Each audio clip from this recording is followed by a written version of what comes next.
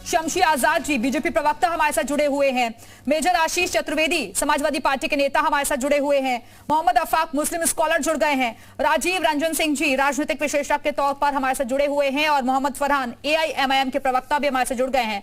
बहुत बहुत स्वागत है आप सभी का। लेकिन चर्चा की शुरुआत सबसे पहले शमशी आजाद जी मैं आपके साथ ही करना चाहूंगी। जिस तरीके से ये जो पसमानदा सम्मेलन चलाया जा रहा है, क्या ये माने कि आने वाले दिनों में दिन बदलने जा रहे हैं पसमानदा मुसलमानों के लिए? क्योंकि बीजेपी तो ये बड़ा प्लान तैयार कर रही है, लेकिन विपक्षी कह रहे हैं कि मुसलमान कभी बीजेपी के साथ नहीं जाएंगे। जी दिव्या जी, बहुत अच्छी बात आपने कही कि मुसलमानों के दिन तो उसी दिन से बदलने लगे थे जिस दिन से केंद्र में मोदी सरकार और उत्तर प्रदेश में योगी सरकार ने अपनी सत्ता संभाली और दूसरी बार विजय हासिल करने का यही मकसद रहा है कि हमारे साथ पसमानदा मुसलमानों के अलावा जो भी मुसलमान जातियां हैं, जो भी अल्पसंख्यक समुदाय में आते हैं, चाहे वो ईसाई हो, चाहे जैन हो, चाहे क्रिश्चियन हो, इन लोगों ने बढ़ चढ़ कर बड़ी संख्या में भारतीय जनता पार्टी को वोट दिया। क्यों वोट दिया? क्योंकि अभी तक इनकी बिरादरी, इनकी जातियां जो है दबी कुचलित कही जाती थी, दलित और शोषित कही जाती थी, लेकिन भारतीय जनता पार्टी ने इनको बराबर की हिस्सेदारी दी, बराबर का सम्मान दिया, इनके लिए जगह जगह कार्यक्रम किए। पिछली बार भी 2022 के चुनाव के पहले आपने देखा होगा कि जातिगत सम्मेलन भारतीय जनता पार्टी ने करके पहले ही अपने पाले में सभी जातियों को साथ दिया था। उसके बाद भी भारतीय जनता पार्टी ने जो है एक मुहिम चलाई, एक अभियान चलाया जिसमें अल्पसंख्यक समाज को जोड़ने का काम किया। तो उसमें भी कम से कम नए 45 लाख से ज्यादा कार्यकर्ता उत्तर प्रदेश में सिर्फ भारतीय जनता पार्टी के बैनर तले कार्यकर्ता बने हैं और ये लिखित रूप में है, ये कोई जो है फर्जी बयानबाजी नहीं है। अब उसके बाद जब भारतीय जनता पार्टी के समर्थन में, भारतीय जनता पार्टी की आस्था में, भारतीय जनता पार्टी के अंदर इनका विश्वास बढ़ता चला गया, इनको सम्मान मिला, जिनको अभी तक सिर्फ समाजवादी पार्टी और कांग्रेस पार्टी, बहुजन समाज पार्टी अपना सिर्फ नर्म चारा समझकर, मुलायम चारा समझकर सिर्फ और सिर्फ चुनाव में तेज पत्ते की तरह इस्तेमाल किया जाता था, जिसको बिरयानी पकने के बाद तेज पत्ते की कहावत है कि इसको फेंक दिया जाता है और ऐसी जगह पर फेंका जाता है कि जहां पर दिखाई भी न दिया जाए। तो इस वजह से जब इनकी समझ में आया, जब ये मुसलमान जागृत हुआ, जब मुसलमान समझदार हुआ, जब मुसलमान पढ़ा लिखा, तो उसकी समझ में आ गया कि हमारा फ्यूचर, हमारा मुस्तकबिल, हमारा अगर कोई जानने वाला है, हमारा भविष्य तो मुसलमानों को सिर्फ बीजेपी में दिख रहा है। सम्मान हमने दिया और जो पिछड़े वर्ग से आते थे, दलित थे, शोषित थे, उनको हम आगे लाने का काम कर रहे हैं। आपने सिर्फ और सिर्फ वोट बैंक के लिए इस्तेमाल किया।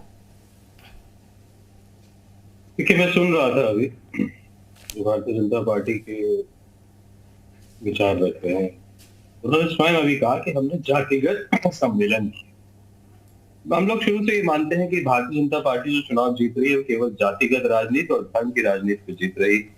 जिस पार्टी के विधायक सदन में बैठकर पॉर्न देखते हैं, यानी असली तस्वीरें, जिस पार्टी के विधायक सदन में बैठ करके जो गुटखा खा रहे हैं और वहीं उन्हीं के पार्टी के विधायक उनका वीडियो बना रहे हैं, उन्हीं के विधायक सदन में बैठ के ताश खेल रहे हैं, वो पार्टी केवल धर्म की राजनीति नहीं करेगी तो और करेगी क्या? उसके पास है क्या बताने के? 400 रुपए का जो सिलेंडर था, 70 साल लगे इस देश को 400 रुपए तक लाने में, और 7 साल लगे 400 रुपए से 1000 रुपए का लाने में। इसी अनुपात में सारी चीजों की कीमतें बढ़ती चलेगी, जीडीपी गिरती चलेगी, तो और क्या करेगी?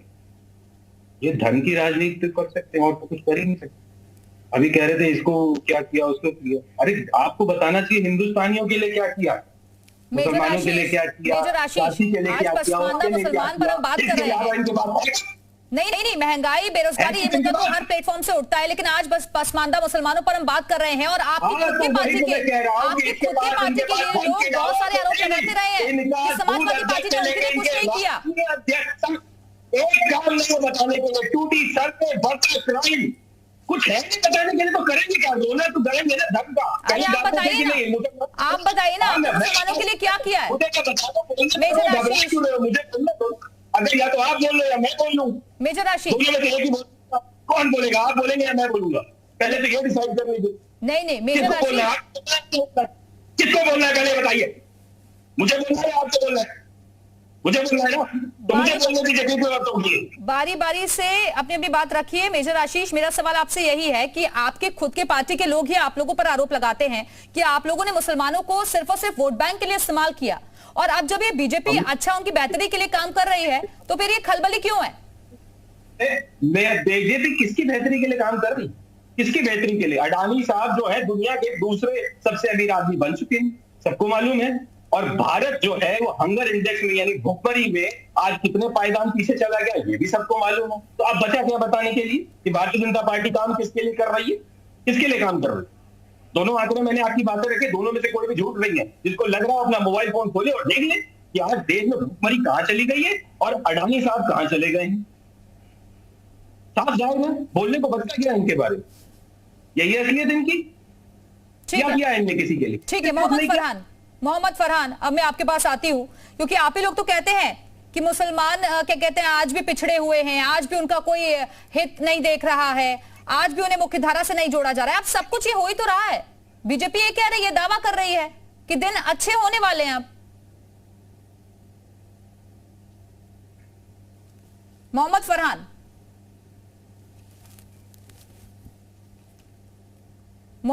आवाज आ रही है आपको?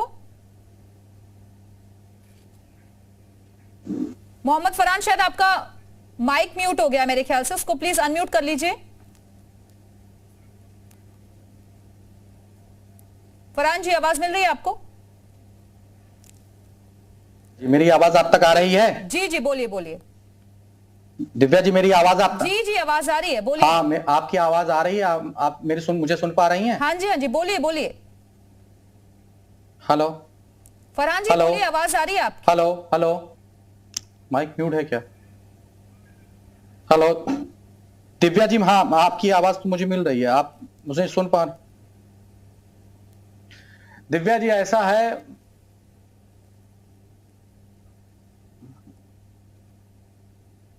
देखिए दिव्या जी, जो पसमानदा मुसलमानों का लेकर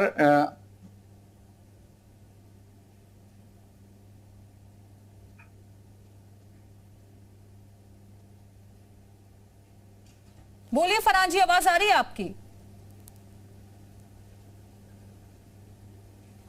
हेलो मोहम्मद फरहान, आपकी आवाज आ रही है हम तक, आप अपनी बात पूरी कीजिए।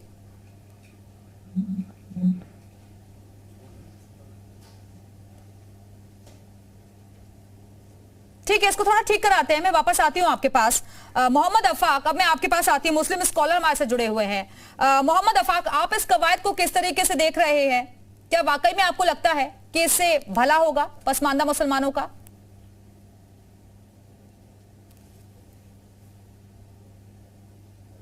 और ये तो जाति वातियां जो हैं बांटी है, ये भी नेतागिरी है इसके ऊपर।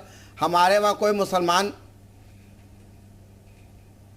बटा नहीं है और ये इस पे नेतागिरी सिर्फ हुई है। इस पे कि मुसलमानों को इतने साल के बाद अब मुसलमानों की याद आई, वो भी बांटने की बात हो रही है। जो पसमानदा हैं, जो गरीब हैं, अगर ऐसी पसमानदा का ख्याल है तो धारा 41 जो है, जो हमारे वहाँ धारा 41 को हटा ली जाए, सारे पसमानदा मुसलमानों को उनका हक हुकूक मिल जाएगा। 41 धारा जो है, जो बीच में हस्तक्षेप कर रही है, जो दलित समाज को मिल रहा है, मुस्लिम समाज को नहीं मिल रहा है, वह धारा 41 हट जाए तो सारे मुसलमानों का उद्धार हो जाएगा। ऐसी ही तैशी हो गई है, अगर सरकार उसको फिक्र हो गई है तो ये काम कर ले, सारे जितने भी पसमानदा मुसलमान है सबको मिल जाएगा। जैसे कि दलित भाइयों को मिल रहा है, ऐसे मुसलमानों को मिल जाएगा। ये सिर्फ चुनावी मुद्दा है। सरकार अपनी पूरी तरह फेल हो चुकी है, उसको कुछ नजर नहीं आ रहा है, तो भी वो मुसलमानों अभी तक अब भी मुसलमानों को उसने बांटने की बात करी है। ऐसा कुछ नहीं है, चुनावी मुद्दा है। 24 की में आप उनके पास कुछ बचा नहीं तो आप ये चीज लेके आए। ठीक है, शमशी आजाद जी, वो कह रहे हैं आप लोगों के पास मुद्दा नहीं है और सिर्फ ये चुनाव के लिए कर रहे हैं आप लोग।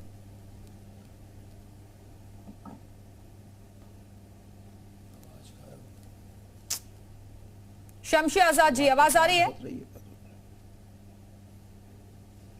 शमशी आजाद जी, क्या आप सुन पा रहे हैं?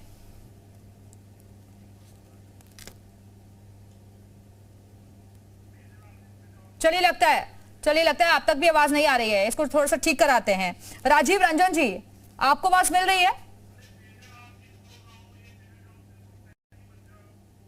ठीक है, मेजर आशीष के पास चलते हैं। मेजर आशीष, लेकिन जाहिर तौर पर सबका साथ, सबका विकास, सबका विश्वास की बात बीजेपी करती है और ये नया प्लान भी जिस तरीके से तैयार किया जा रहा है, आपको इसके पीछे क्या मकसद नजर आता है? क्योंकि आरोप तो समाजवादी पार्टी पर भी बहुत लगे हैं। कि मुसलमानों की याद समाजवादी पार्टी को भी सिर्फ चुनावों के दौरान आती है? मैंने पहले भी कहा कि भारतीय जनता पार्टी की पूरी राजनीति धर्म के आधार पर टिकी हुई है। आप देख लीजिए, वो केवल धर्म का ही सहारा लेते हैं। हर एक, उनके पास अपनी पार्टी का कोई नारा भी नहीं है, केवल धार्मिक नारे को अपने नारे में लगाते हैं। एक ऐसी पार्टी जिसके पास अपना नारा था। अब क्योंकि उन्होंने कुछ किया ही नहीं है, तो पब्लिक के बीच में जाएंगे किस बात के? आप कुछ नहीं दे पाए, हर तरफ से फेल हो। देश की सुरक्षा में फेल हो गए, उसके विकास में फेल हो गए, हर चीज में फेल हो। अभी बात कर रहे थे सम्मान देने की, मैं उत्तर प्रदेश की ही बात कर लूं तो उत्तर प्रदेश के उप मुख्यमंत्री हैं पाठक, और स्वास्थ्य मंत्री भी। उनकी जानकारी के बगैर ही उनके जो विभाग में 200 तबादले हो गए डॉक्टरों की, उनको जानकारी ही नहीं। तो इतना सम्मान तो भारतीय जनता पार्टी दे सकती है और कोई नहीं दे सकता। तो जो उप मुख्यमंत्री है, जब उसके विभाग में ये हाल, तो उसको पता ही नहीं है कैबिनेट मंत्री को, जो उप मुख्यमंत्री, तो बाकियों क्या हाल होगा? आप उसी सम्मान अंदाजा लगा सकते हैं कि क्या सम्मान मिलता है। शमशी आजाद जी, आप लोग सिर्फ और सिर्फ धर्म की पॉलिटिक्स करते हैं, वो सीधे आरोप लगा रहे हैं। नहीं दिव्या जी, आप ये बताइए कि समाजवादी पार्टी से बढ़कर कोई धर्म की बात करने वाला है? सबसे ज्यादा तो इन्होंने ही मुसलमानों को बांटने का काम किया है। आज जो उत्तर प्रदेश में जो हालत मुसलमानों की दयनीय रही है, जो पिछड़ते चले गए, आज जो पसमानदा कहा गया है, ये समाजवादी पार्टी के शासन में ही बनाया गया था। इनको शायद मालूम नहीं कि पसमानदा का उदय कब हुआ। समाजवादी पार्टी में जब मुसलमानों को दबा कुचला जाने लगा, तब इन्होंने पसमानदा समाज का एक गठन किया। उसके बाद जो है पसमानदा समाज उभर कर आया, क्योंकि इन्होंने ही सबसे ज्यादा मुसलमान को परेशान करने का काम किया। और आशीष चतुर्वेदी जी को शायद ये नहीं पता है कि मुलायम सिंह यादव के नाम के आगे लगाया गया था। टोपी क्यों पहनी थी इन्होंने?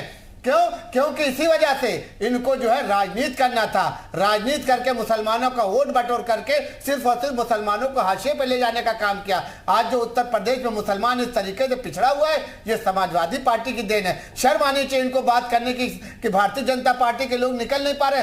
भारतीय जनता पार्टी का तो कोई भी पखवाड़ा, कोई भी हफ्ता, कोई भी महीना ऐसा जाता ही नहीं कि जनता के बीच में जाने का काम न कर रहे हो। आज भी भारतीय जनता पार्टी के लोग जो है दरवाजे दरवाजे पर जा रहे हैं, जनता से मिलने का काम कर रहे हैं। आज अगर पसमानदा समाज भारतीय जनता पार्टी के साथ जुट रहा है कि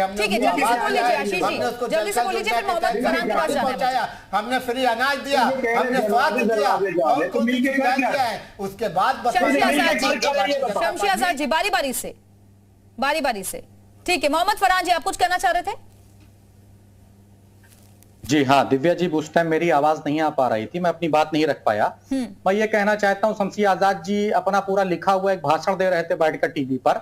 मैं उनसे ये पूछना चाहता हूँ कि जब मुसलमानों की लिंचिंग की जाती है तो क्या उनसे पूछा जाता है कि आप पसमानदा हैं कि आप कौन से मुसलमान हैं? या जब उन मुसलमानों के घर पर नोटिस चस्पा कर दी जाती है जिनका सारा चीज लीगल होता है और उसके बाद बुलडोजर लगा के घरों को ध्वस्त कर दिया जाता है, तो उनसे पूछा जाता है कि आप पसमानदा हो कि आप कौन से मुसलमान हो? या जब थाने में बैठा के तमाम मुसलमान नौजवानों की चमड़ी उतारी जाती है तो उनसे पूछा जाता है कि आप कौन से मुसलमान हो? नहीं पूछा जाता। भारतीय जनता पार्टी ये दोहरे चरित्र का काम बंद करे। दूसरी बात मैं कहना चाहूंगा कि जिसने ला इलाहा इल्लल्लाह मोहम्मद रसूलुल्लाह का कलमा पढ़ा वो मुसलमान है। और अगर कोई व्यक्ति अपने ईमान का सौदा करता हो तो करे, मगर मुसलमान अपने ईमान का सौदा करने वालों में से नहीं है।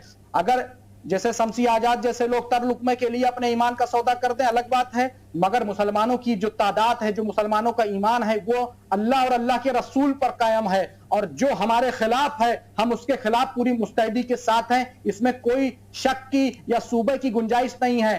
आज भारतीय जनता पार्टी मुसलमानों को भिन्न भिन्न प्रकार की जातियों में बांटने का काम कर रही है। क्यों?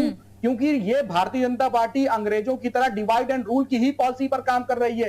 आज भारतीय जनता पार्टी का वोट बैंक खिसक रहा है। ब्राह्मण 9% है उत्तर प्रदेश के अंदर, और ब्राह्मण जो है इनसे बिदक के जा रहा है। मुसलमान को मुख्यमंत्री बनाना चाहिए, मुसलमान को ये बनाना चाहिए, ज्यादा तवज्जो देने के कारण आज ब्राह्मण समाज बिदक गया है। इसके अलावा दलित इनके साथ नहीं है, पटेल इनके साथ नहीं है, बहुत से समाज ठीक है। मोहम्मद फरहान, आपके सवाल का जवाब ब्रेक के बाद जरूर लूंगी शमशी आजाद जी से। ये चर्चा आगे भी जारी रहेगी। फिलहाल वक्त एक छोटे से ब्रेक का। तमाम